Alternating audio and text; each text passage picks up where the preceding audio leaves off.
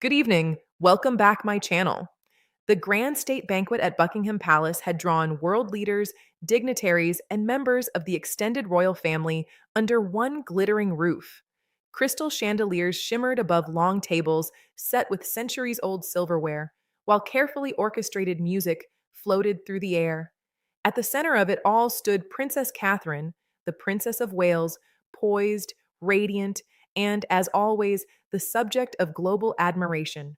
But as the evening unfolded, something shifted, a glance, a gesture, a moment that would, within this fictional narrative, ignite whispers across the palace, then ripple outward into the world. Because according to speculative palace chatter in this imagined story, Catherine wasn't just attending the banquet. She was carrying a secret. For those who observe royal appearances closely, details matter, and on this particular evening, details seemed different. Catherine arrived wearing a flowing, soft toned gown, elegant but notably less structured than her usual sharply tailored silhouettes. The fabric draped gently, moving with a fluidity that caught the attention of seasoned royal watchers. Her posture remained impeccable, her smile warm and composed. But there was something else, a protective gesture, subtle, almost unconscious, of her hand resting lightly at her midsection. To most, it meant nothing. To a few, it meant everything. Inside the banquet hall, conversations flowed easily. Diplomacy, culture, and global affairs dominated the evening. Yet among certain guests, those familiar with the rhythms of royal life, another topic quietly emerged. Have you noticed? One guest is imagined to have murmured. She looks different, another might have replied. There was no announcement, no confirmation, only observation. And in royal circles, observation often precedes revelation. If Catherine's presence sparked curiosity, Prince William's demeanor deepened it. Throughout the evening, within this fictional account, he appeared especially attentive. A guiding hand at Catherine's back as they moved through the receiving line, a brief, knowing glance exchanged during speeches, a softness in his expression that did not go unnoticed. To the untrained eye, it was simply affection. To those watching closely, it hinted at something more, something shared, something known. Then came the moment, the one that, in this imagined narrative, transformed quiet speculation into something undeniable. During a toast, as Catherine rose alongside William, a guest seated nearby reportedly noticed a slight hesitation, not discomfort, but care, a deliberate movement as if mindful of something new. And when Catherine smiled, hand once again resting gently against her abdomen, the room, at least in this fictional telling, seemed to pause. No words were spoken, but a message, however subtle, appeared to land. By the time the banquet concluded, the whispers had grown, still quiet, still contained, but no longer isolated. Within palace corridors, aides exchanged glances. Conversations, carefully worded, began to take shape. Has anything been announced? Not yet. Then perhaps soon.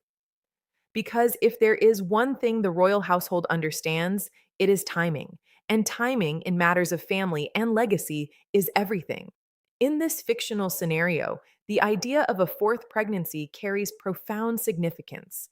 Prince George, Princess Charlotte, and Prince Louis already represent the next generation of the monarchy, each embodying continuity, charm, and public affection. A fourth child would not only expand the family, but also reshape the royal narrative. It would signal stability, growth, a future firmly rooted in family. And for Catherine, it would mark another chapter in a role she has carried with grace, that of mother alongside princess. Throughout her years in the royal spotlight, Catherine has often been praised for her ability to balance public duty with private life. Her focus on early childhood development, her dedication to charitable causes, and her visible involvement in her children's lives have shaped her image as both a royal figure and a relatable parent. In this imagined context, a fourth pregnancy would deepen that narrative. It would reinforce her identity not just as Princess of Wales, but as a central figure in the monarchy's future. As speculation grows in this fictional account, attention turns inevitably to the palace. But as expected, official channels remain silent. No statements, no confirmations, only the continuation of scheduled engagements and carefully curated appearances. This silence is not unusual. In royal tradition, announcements of this nature are made with precision, timed to ensure clarity, dignity, and maximum impact. Until then, the world is left to watch and wonder. Though no official word is given, the imagined story begins to spread. Social media fills with speculation. Is Catherine expecting again? She looked glowing tonight, more than usual. Did anyone else notice how William was acting? Supporters express excitement, others urge caution, reminding observers that appearances can be misleading. But regardless of perspective, attention intensifies because few stories capture public imagination like that of a growing royal family. Within this fictional narrative, reactions ripple quietly through the wider royal family. King Charles, ever mindful of legacy, is imagined to receive the news with measured warmth. Another grandchild, another continuation of the line, would carry deep personal and symbolic meaning. Queen Camilla, too, responds with quiet support, recognizing the importance of family unity in shaping the monarchy's future. And beyond the immediate circle, the extended family watches with interest, each understanding the significance of such a development. Amid the speculation, one theme remains central: privacy. For Catherine and William, any such news, real or imagined, is deeply personal. Behind the public appearances, behind the symbolism and ceremony, there exists a family navigating life much like any other. Moments of joy, moments of anticipation, moments shared quietly, away from cameras and headlines. And perhaps in this story, that is where the true meaning lies. Why a banquet? Why that moment? In this fictional telling, the setting itself carries meaning. A state banquet represents continuity, history meeting the present. To reveal, even subtly, a new chapter of family life within such a setting creates a powerful contrast: tradition alongside transformation, formality alongside intimacy. It is, in many ways, the essence of the modern monarchy. As days pass in this imagined scenario, the story grows, not through confirmation, but through interpretation. Every appearance becomes a clue, every gesture, a possible signal. The absence of an announcement becomes, paradoxically, part of the narrative. Because in royal storytelling, what is not said often speaks the loudest. At the center of it all stands Catherine, unchanged in her composure, unwavering in her role. Whether or not the speculation holds truth within this fictional narrative, her presence remains steady. She smiles, she engages, she continues her duties with the same grace that has defined her journey. And in doing so, she reminds the world that strength does not always announce itself. Sometimes it simply exists. If this imagined story were to become reality, what would it mean? A larger royal family, a renewed sense of continuity, a reminder that even within centuries old institutions, life continues to grow and evolve. It would be a moment of celebration, not just for the family, but for those who follow their story, because the monarchy at its heart is not just about crowns and ceremonies, it is about people, and people, above all, are shaped by family. In this fictional narrative, the reveal is not a declaration, but a moment observed, interpreted, shared. Whether real or imagined, it captures something timeless: the fascination with new beginnings, the power of subtle gestures, the enduring appeal of royal life, and above all, the idea that even in the most formal settings, life's most personal chapters can quietly unfold. For days after the banquet, the palace remained exactly as it always had in moments of rising speculation: calm, controlled, and silent. But silence in royal life is rarely empty. It builds, it gathers weight, and then, at precisely the right moment, it breaks. In this fictional narrative, that moment came just 5 days after the now widely discussed state banquet. At 9 Oz a.m., sharp as the world stirred awake, an official statement appeared, simple, brief, and unmistakably historic. Their Royal Highnesses, the Prince and Princess of Wales, are delighted to share that they are expecting their fourth child. The family is grateful for the continued support and well wishes. No embellishment, no detail, just confirmation. And with it, the quiet speculation of the past week erupted into global celebration. Within minutes, the announcement dominated headlines across continents. From London to New York, from Sydney to Dhaka, news outlets carried the same story. Royal baby number 4 on the way, Princess Catherine expecting again, a new chapter for the future king's family. Social media surged with excitement. Messages of congratulations poured in, not just from public figures and leaders, but from ordinary people who had followed Catherine's journey for years, because for many, this wasn't just royal news, it felt personal. Outside Buckingham Palace and Kensington Palace, within this imagined continuation, crowds began to gather. Tourists paused longer than usual, locals lingered, phones lifted, smiles spread. A familiar kind of joy filled the air, the kind that has accompanied royal baby announcements for generations. There were no official celebrations yet, no ceremonies, but the mood was unmistakable, hopeful, warm, anticipatory. Behind the palace gates, however, the atmosphere was quieter, more intimate, more real. Prince George, now old enough to understand the significance, is imagined to have responded with thoughtful curiosity. Will the baby share my room? He might have asked. Princess Charlotte, confident and spirited, likely embraced the news with excitement. I can help, she may have declared. And little Prince Louis, full of energy and charm, perhaps simply laughed, unaware of the world's attention, but fully aware that something joyful was happening. For Catherine and William, these moments, private, unscripted, are what matter most. 2 days after the announcement, all eyes turned to Catherine's first public appearance. Speculation had ended. Now, confirmation transformed every detail into significance. She arrived at a previously scheduled engagement, graceful as ever, dressed in a soft, flowing coat that subtly acknowledged her changing form. The reaction was immediate applause, warm smiles, a sense of shared happiness. Catherine, ever composed, responded with gentle gratitude. Thank you, she is imagined to have said softly to well wishers. No grand speech, no dramatic reveal, just presence. If Catherine embodies grace, William, within this story, embodies quiet pride. Throughout the appearance, he remains attentive, steady, and visibly supportive. A hand offered when stepping forward, a glance exchanged that speaks volumes without words. To the public, it reinforces something long observed. Their partnership is not performative, it is real. And in moments like this, that authenticity becomes even more powerful. Beyond the joy of the moment, the announcement carries deeper implications.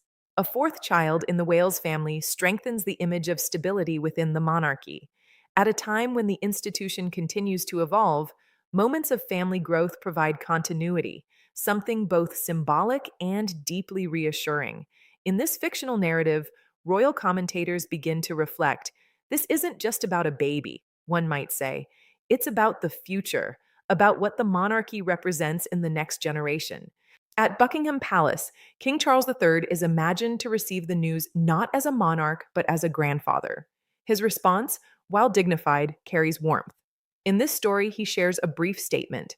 We are overjoyed by this wonderful news and look forward to welcoming another member to the family.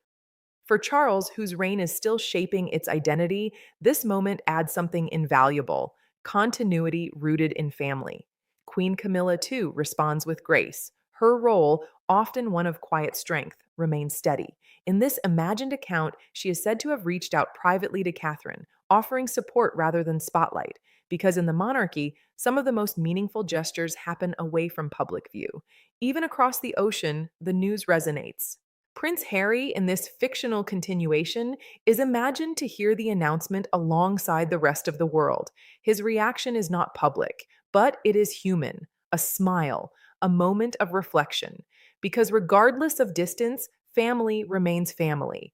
And a new life, especially one connected to shared history, carries meaning that transcends circumstance.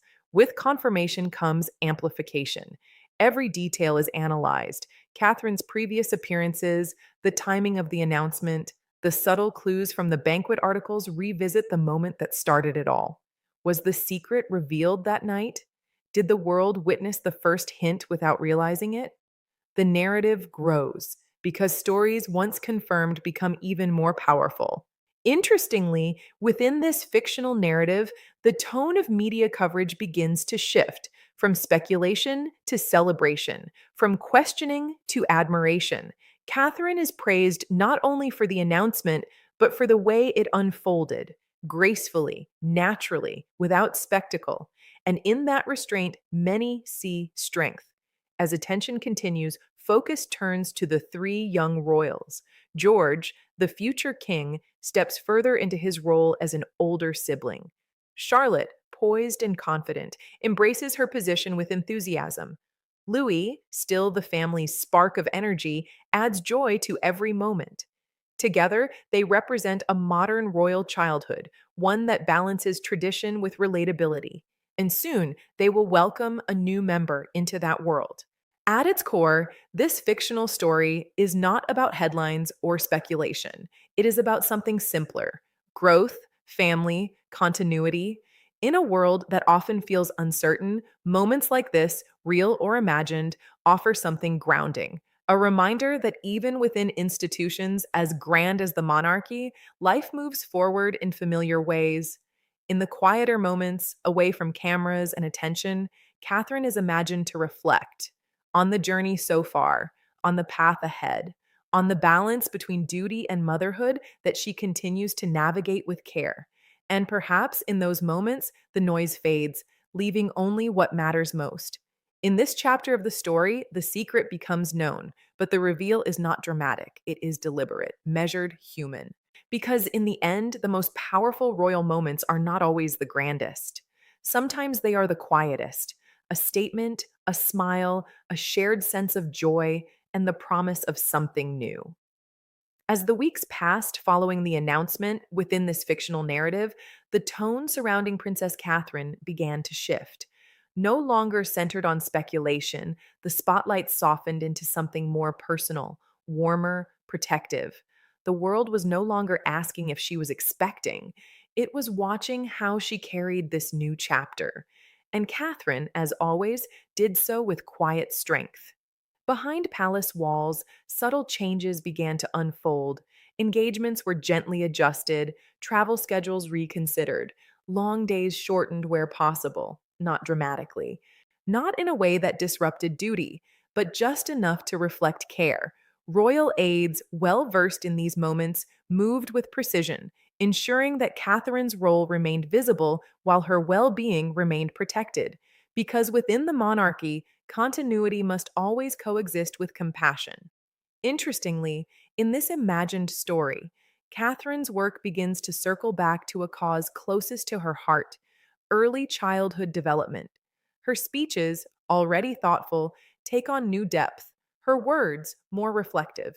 At one event, she is imagined to have said, "The earliest years shape everything that follows. They define not just who we become, but how we understand the world." Those listening hear more than a message, they hear experience.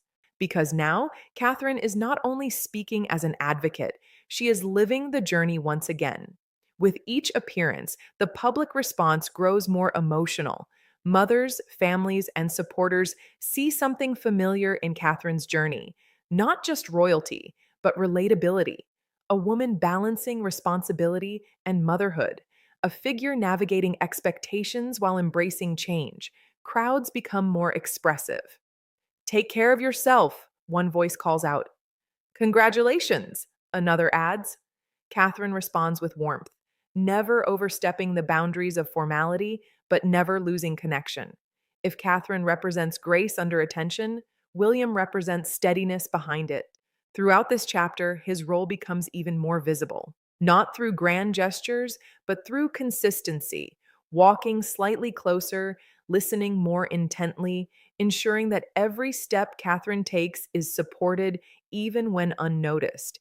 In this fictional narrative, their partnership becomes the quiet center of the story: unshaken, uncomplicated, real. No story of this nature unfolds without tension, and in this imagined continuation, a brief moment of concern emerges. During a scheduled engagement, nothing dramatic, nothing alarming, Catherine is said to pause, just for a moment, a slight shift in energy, a brief need to step back. The moment passes quickly, handled with discretion, but it does not go entirely unnoticed. Within palace walls, the response is immediate, careful, calm, and controlled. Schedules are reviewed again. Rest becomes more prioritized because even in strength, there must be space for vulnerability. As expected, media coverage adjusts, not toward alarm, but toward awareness. Headlines soften. Catherine prioritizes health during pregnancy, a balanced approach to royal duty. Princess of Wales continues work with care. The tone shifts from fascination to support, because when public figures reveal their human side, connection deepens. Back at home, within this fictional world, the excitement among the children continues to grow. Prince George begins to take on a more thoughtful role. He asks questions, he observes, he begins to understand what it means to welcome someone new into the family. Princess Charlotte, ever confident, imagines herself as a guide. I can teach the baby everything, she might say. And Prince Louis, full of life, embraces the moment with pure joy. For them, this is not about headlines, it is about family. Recognizing the importance of quiet time, William and Catherine, according to this imagined narrative, take a brief retreat, not far, not extravagant, just enough distance to breathe, away from cameras, away from expectations. In those moments, the story shifts again. From public narrative to private reality, conversations become simpler, laughter more frequent, and the anticipation of what's to come becomes something they share, just as a couple, just as parents. From Buckingham Palace, King Charles is imagined to watch this chapter unfold with quiet reflection. His reign, still evolving, now carries an additional layer of meaning. A growing family strengthens not just lineage, but legacy. In this story, he is said to remark privately, "The future is not something we prepare for, it is something we nurture." For Charles, this moment is not about ceremony, it is about continuity. Queen Camilla remains, as always, a steady presence. Her support is not loud, not performative, but consistent. She understands the complexities of public life, and she respects the boundaries of personal moments. In this narrative, her role is one of quiet encouragement, offering space rather than attention. As the months progress, anticipation builds, not in a frantic way, but in a steady, collective sense of expectation. People begin to wonder, when will the next update come? Will there be another public appearance? How is Catherine feeling now? The story becomes less about speculation and more about shared experience, because in following her journey, the public feels connected to something larger. At its heart, this fictional chapter represents something universal: growth, not just of a family, but of an institution. The monarchy, often seen as unchanging, reveals its most human side through moments like this. It grows, it adapts, it continues, and in that continuation, it finds relevance. Through it all, Catherine remains the central figure, calm, resilient, present. She does not seek attention. She does not resist it. She simply moves forward with intention, with care, with understanding. And in doing so, she redefines what it means to be a modern royal. As this chapter draws to a close, one thing becomes clear: the story is no longer about a secret reveal. It is about a journey, one that unfolds gradually, one that invites connection, one that reminds the world that even within tradition, life continues to evolve. In this part of the story, the excitement settles into something deeper, not less meaningful, but more grounded, because beyond headlines and speculation lies something enduring: a family preparing for change, a nation sharing in anticipation, and a woman navigating it all with grace.